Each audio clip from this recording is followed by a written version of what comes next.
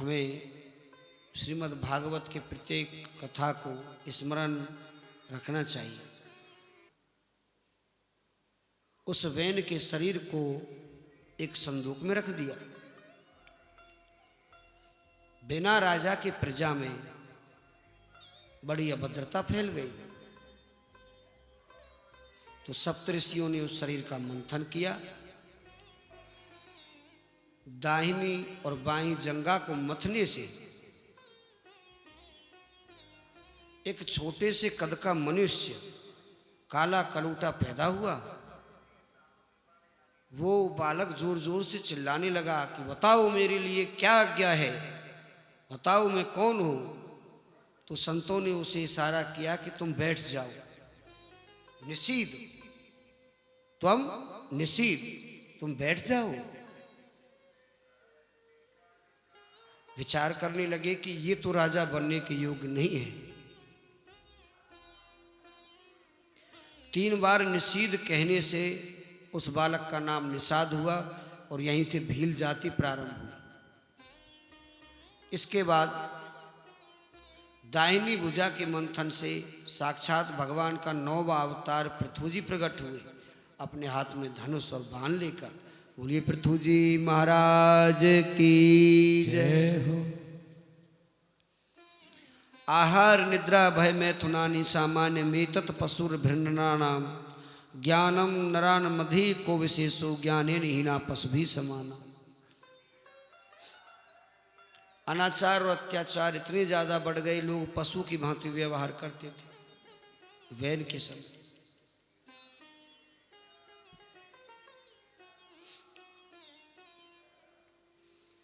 पृथ्वी ने अपनी सारी संपदाओं को अपनी गोदी में समेट लिया।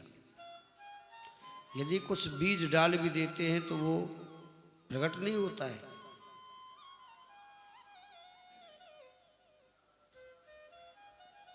सारी भूमि त्राही त्राही करने लगी। महाराज पृथु के पास गए, प्रणाम किया। महाराज, बड़ा संकट है जीवन में, क्या करें।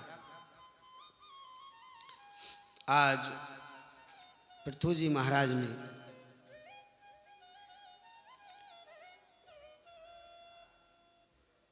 अपने हाथ को रथ बनाकर मनु महाराज को बैल बनाकर पृथ्वी का दोहन किया। पृथ्वी का दोहन करने से सारी संपदाएं बाहर निकल आई। पहले हमारी इस भूमि का, इस धरती का नाम मेदिनी हुआ करता था, लेकिन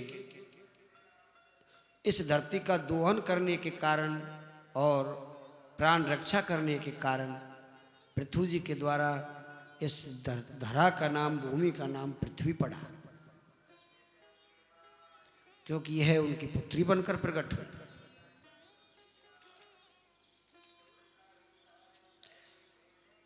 हे राजन, पृथु जी महाराज के वंश में विजतासु नाम के राजा हुए।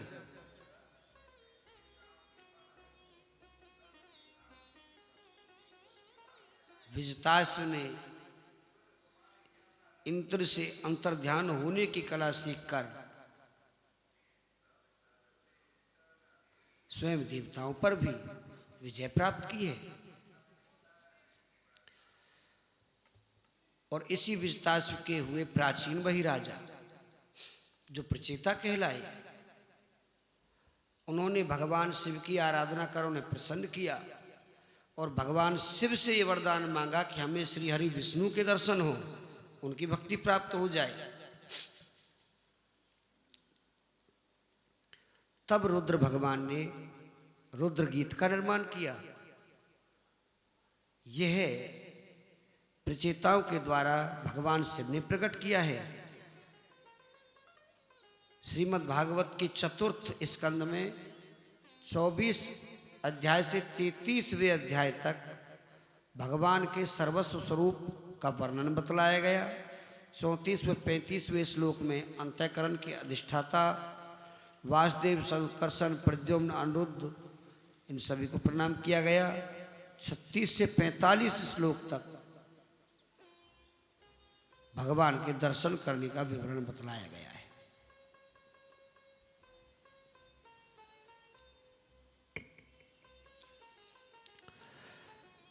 जितं तम् आत्मविदुर्यस्य त्वे स्वस्तिरस्तु मे भक्तिरादिसाम्रदं सर्वसमात्मने नमः।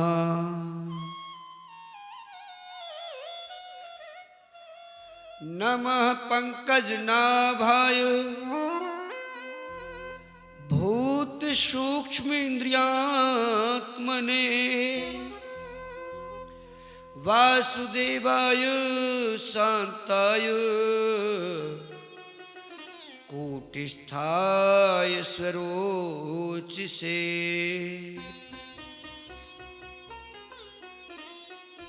भगवान की बड़ी अलौकिक महिमा का वर्णन किया गया।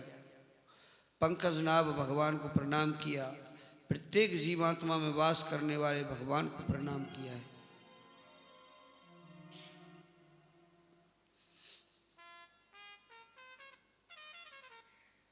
प्राचीन वही जो राजा हुए, इन्हीं के पुत्र हैं प्रचेता, 10 प्रचेता कहलाए।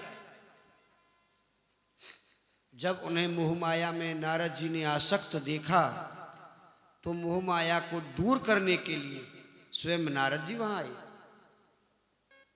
नारद जी ने प्राचीन वही राजा को ज्ञान दिया कि राजन, तुम कर्मों में इतने आसक्त हो, सब कुछ भूले बैठे हो, इस संसार में आए हो तो तुम्हारा कल्याण कैसे होगा? अब कल्याण का हेतु क्या है? जीवन में जैसे आए हो वैसे ही चले जाओगे तो क्या लाभ इस मनुष्य देही को पाने का? हे परीक्षित जी, आज नारद जी ने प्राचीन वही राजा को ही समझाया। प्राचीन वही राजा बड़े चिंतित हुए। नारद जी कहने लगे, मैं तुम्हें कथा सुनाता हूं, ध्यान से सुनना। पुराने समय में एक राजा जिसका नाम है पुरंजन अपने मित्र अविज्ञात के संग एक दिन सृष्टि का भ्रमण करने के लिए निकला।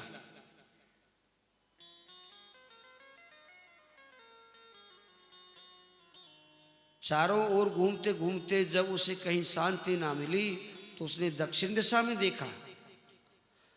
दक्षिण दिशा में 9 पुरी द्वारे, 9 द्वारों की एक बहुत सुंदर भवन, बहुत सुंदर महल बना हुआ है।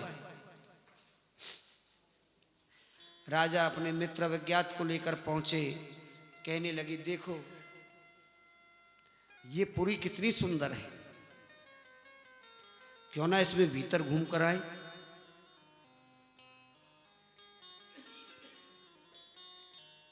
उस मित्र ने, अविज्ञात ने समझाया कि ना मित्र, मैं तो नहीं जा सकता, तुम्हारी इच्छा है तुम घूम कर आओ। तो तभी वहां पर एक स्त्री आई। 5 फन वाला नाग उसकी रक्षा कर रहा था।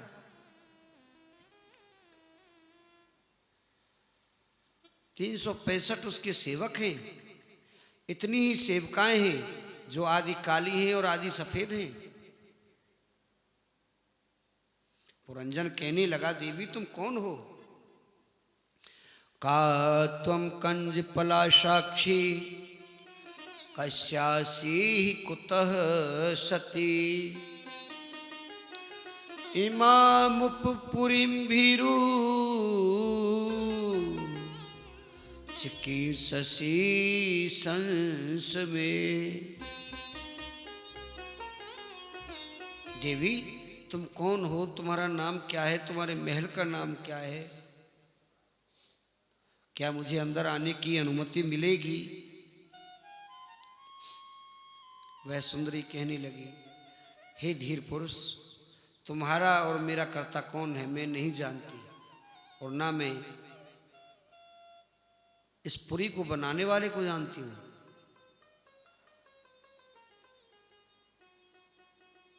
ये पुरुष मेरे मित्र और स्त्रियां मेरी सखी हैं। मुझे तो बस इतना ही याद है।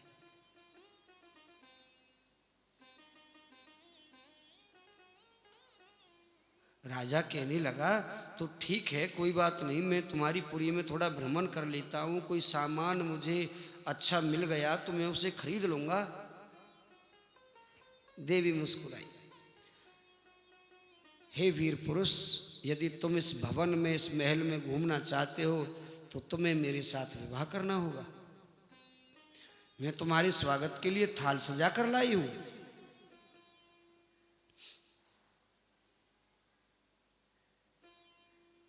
पुरंजन ने अपने मित्र अविज्ञात की ओर देखा। क्या करूं मित्र? अविज्ञात कहने लगा, नहीं मत जाना भीतर। कहने लगे, मित्र तुम चिंता ना करो, हम तुम्हारे लिए बहुत सुंदर सुंदर वस्तुएं लाएंगे।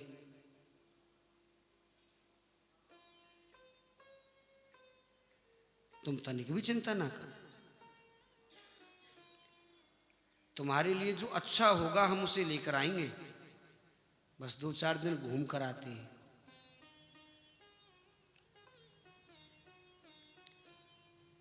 अपने मित्र को आश्वासित किया, वचन दे दिया कि मैं जल्दी लौट कर आऊंगा, तुमसे भेंट करूंगा और तुम्हें उपहार भी दूंगा।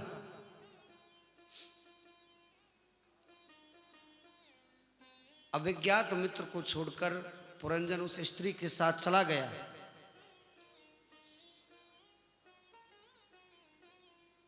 स्त्री के साथ अंदर प्रवेश किया, उस स्त्री से विवाह कर लिया।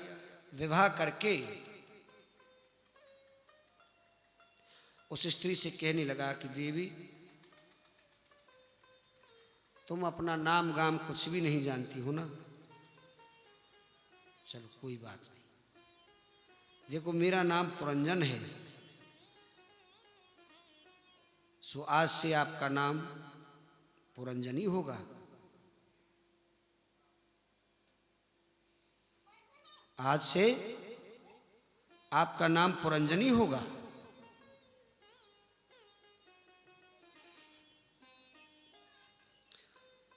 कांता कटाक्ष विशाखा न दह्यन्ति यस्य चित्तिना निदहन्ति कौशिक शानुतापः।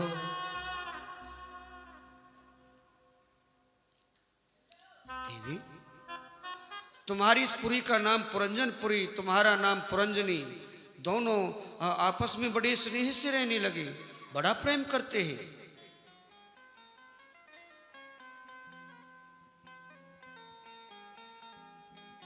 अब तो पुरंजन कहीं भी जाता तो सर्वप्रथम पुरंजनी से पूछता, देवी मैं बाहर घूमने जाऊं, तुम्हारे लिए कुछ लाना है क्या? जैसे आजकल करते हैं ना सांसारिक लोग कि बाजार जा रहे हैं, कोई गुलाब जामुन, कुछ मीठा खट्टा कुछ लेकर आए। हाँ, ऐसी ही स्थिति हो गई। एक दिन पुरंजन अपनी स्त्री को बिना बताए शिकार खेलने को चला गया। बिना बताए निकला, सो बड़ी क्रोधित हो गई। क्रोधित इतनी हो गई कि कोप भवन में जाकर बैठ गई। कोप भवन में जा बैठी, नाराज हो गई। पुरंजन आया, कहने लगा दासियों से, सेवकों से, वो हमारी धर्मपत्नी कहाँ है? बोले वो तो कोप भवन में बैठी। कोप भवन में गई, बार बार मनाने लगा, देवी क्यों नाराज होती हो, आओ ना। हाँ मैं समझ गया, मैंने बड़ी भूल की है, मैं तुम्हें बिना बताए बाहर निकल गया, आगे से ऐसा कुछ नहीं होगा। मैं तुम्हें बहुत अधिक स्नेह करता हूं।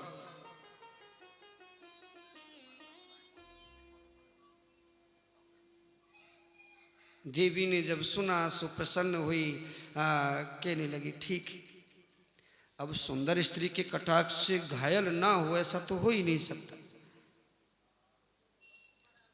सूरान महासूर तमु अस्ति कोवा मनोज बानेर व्यर्थतोन यस्तु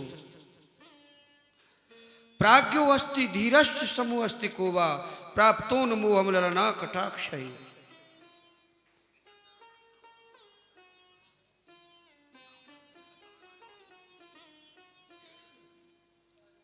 हे राजन,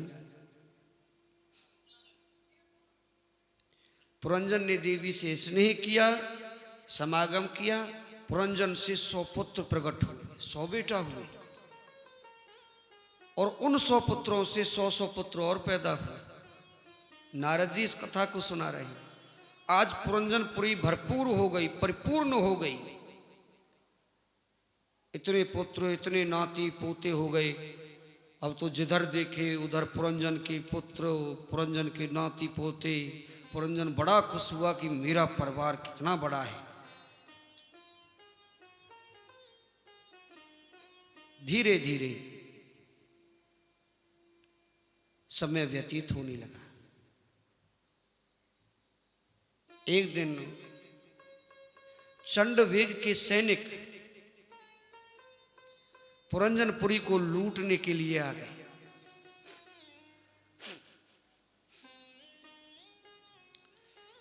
पुरंजनपुरी पर आक्रमण कर दिया। वो यवन बड़े भयानक हैं।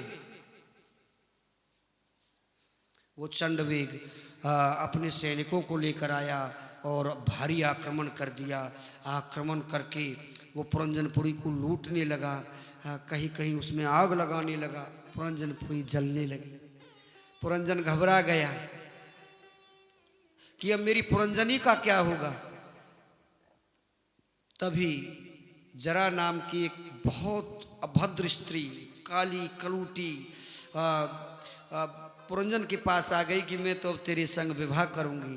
पुरंजन कहने लगा, ना तू भाग जा, मेरी पुरंजनी का क्या होगा, मुझे तेरा साथ नहीं चाहिए। लेकिन वो स्त्री नहीं मानी और उसने पुरंजन का वरण कर लिया।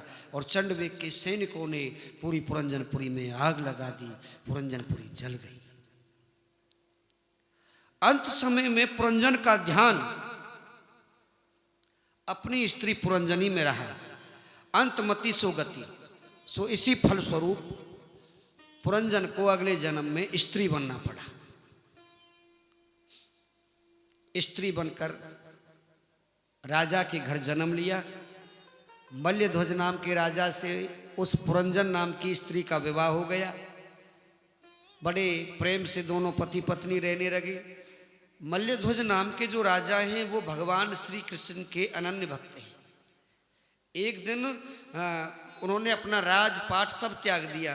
कहने लगे, देवी हम तो जंगल में जाकर तपस्या करेंगे।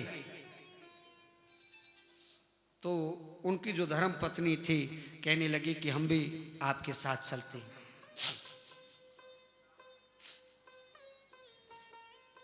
हम भी तुम्हारी सेवा वहीं पर करेंगे।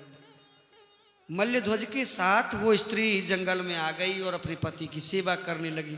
तपस्या करते करते राजा मल्यध्वज ने अपने प्राणों को त्याग दिया। देवी अपने पति से इतना प्रेम करती है कि पति के अंतिम संस्कार की तैयारी कर ली, चिता बनाई और स्वयं सती होने के लिए तैयार हो गई। चिता के ऊपर बैठ गई। तभी ना जाने कहां से एक आदमी आया और उस अनजान आदमी ने उस स्त्री का हाथ पकड़ा और चिता से नीचे उतार लिया। अब तो वो घबरा गई। अरे ये तुमने क्या किया? मैं तो एक सत्यत्व वाली स्त्री हूं, पतिव्रता स्त्री हूं, तुमने मेरे हाथ को कैसे पकड़ा? तुम्हारी हिम्मत कैसे हुई जो तुमने मेरे हाथ को पकड़ लिया? जानते नहीं ये पाप है। वो अनजाना आदमी मुस्कुराने लगा। हे देवी तुम मुझे नहीं जानती? बोले नहीं, तुम अनजान हो। अच्छा, आज मैं अनजान हूं। देवी याद कर, मैं तो तेरा मित्र हूं। मित्र? मैं तुमसे मित्रता करूंगी ना? मित्र? उस अनजान व्यक्ति ने पुनः उसे स्पर्श किया, छुआ, तो आज उस स्त्री को याद आ गया कि पिछले जन्म में वो पुरंजन था और ये जो सामने खड़ा हुआ है उसी का मित्र अविज्ञात तो है। अब याद आया, सो क्षमा मांगने लगा कि मित्र मुझे क्षमा कर दे, मैंने बड़ी भूल कर दी, मैंने अपना सारा जीवन सारा समय यूं ही गवा दिया। मैं तुम्हें वचन देकर आया था, मैं तुम्हें वचन देकर आया था कि मैं तुम्हारे लिए सुंदर सुंदर उपहार लेकर आऊंगा, लेकिन उस पुरंजनपुरी में जाकर पुरंजनी में आसक्त होकर मैंने तो अपना सब कुछ नष्ट कर लिया। ऐ मित्र मुझे क्षमा कर। जैसे अविज्ञात से क्षमा मांगने लगा, अविज्ञात कहने लगा मित्र चल कोई बात नहीं, पर पुनः ऐसी गलती कभी मत करना। नारद जी कहने लगे राजन, राजन एक बात बता, कुछ समझ में आया? बोले महाराज समझ में क्या आता, वो राजा पागल होगा जिसने अपने मित्र अविज्ञात को वचन दिया और पुरंजनी के चक्कर में आकर मोहमाया में फंस गया। नारद जी हंसने लगे। जानते हो वो राजा कौन है? बोले नहीं मेरी तो जानकारी में नहीं है। बोले वो राजा तुम हो। वो पुरंजन नाम के राजा तुम हो, हम हैं, हम सब हैं। पुरंजन क्या है? आध्यात्मिक दृष्टि से इन बातों को समझें। पुरंजन क्या है? जीवात्मा। अविज्ञात कौन है? परमात्मा, जिसे कोई जानता भी नहीं, देखा भी नहीं है, लेकिन जानते भी हैं। उसका नाम लेते हैं, स्मरण करते हैं, प्रणाम करते हैं। अविज्ञात परमात्मा है, पुरंजन जीवात्मा है। आत्मा और परमात्मा दोनों साथ रहते हैं। अब ये आत्मा अपने लिए कोई महल ढूंढती है। जब इसे कहीं कोई महल नहीं मिलता तो दक्षिण दिशा में जो पितृश्वरों का स्थान है वहां इसे ये 9 द्वारों का एक सुंदर भवन दिखाई देता है, जो हमारा तुम्हारा शरीर है। बड़ा सुंदर है।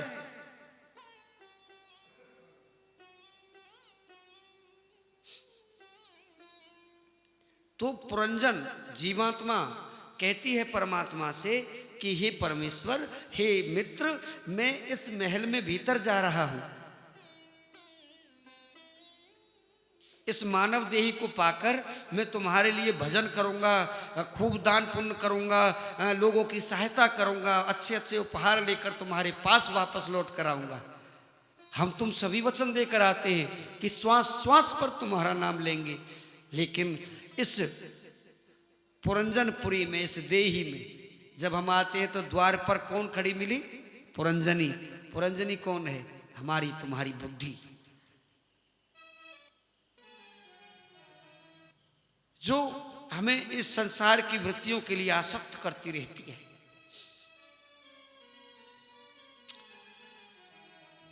पांच फन वाला नाग क्या है? 5 इंद्रियां हैं, 5 प्राण हैं। जो स्त्री और पुरुष हैं वो इंद्रियां, 10 इंद्रियां हैं और उनकी वृत्तियां हैं। प्रत्येक मनुष्य में आत्मा का, बुद्धि का, इंद्रियों का वास रहता है। प्राण भी 5 होते हैं हमारे। सब कुछ भूल गए, मोह माया में आसक्त हो गए और अंत में गए तो क्या लेकर? खाली हाथ। अब आपको पुरंजन की तरह जाना है तो भगवान फिर धमकाएंगे, मारेंगे, या भगवान के लिए कुछ उपहार लेकर जाना है। उपहार क्या है? सत्कर्म करो, भगवान का भजन करो, अपने से बड़ों का सम्मान करो, साधु संतों की सेवा करो, मंदिर देवालय पर आकर साफ सफाई का काम देखो, सेवा का काम देखो, नित्य प्रति हरि नाम संकीर्तन किया करो, एक दूसरे की सहायता किया करो। कभी किसी से लड़ाई झगड़ा नहीं करना, कभी किसी के बारे में बुरा नहीं सोचना। यही तो भगवान के लिए उपहार है। और जब हम ये उपहार लेकर जाएंगे तो भगवान हमसे प्रसन्न हो जाएंगे, भगवान हमसे प्रसन्न हो जाएंगे।